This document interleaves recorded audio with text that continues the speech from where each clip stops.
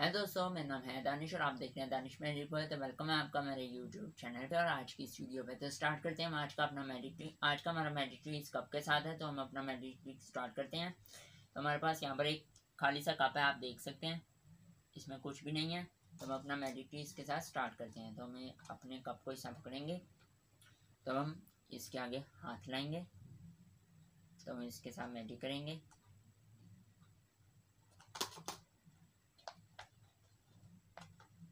जैसे कि आप देख सकते हैं, मैजिक से इसके अंदर कॉइन आ चुका है।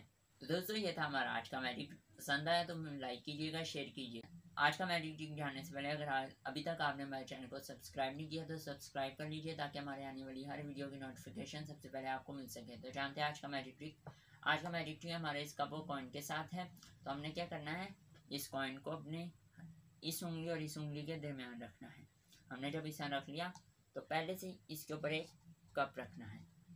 सामने से दिखाने से कॉइन नहीं दिखेगा, ठीक है। तो हमने इसे दिखा देना कि हमारे पास एक कप है।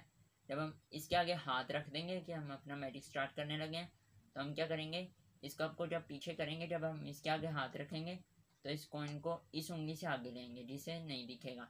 तो हम क्या करेंगे, इसको इस कप के ऊपर रख के यूँ उठा लेंगे, तो ऐसा लगेगा जैसे हमारा मैजिक से इसके अंदर कॉइन आ चुका है।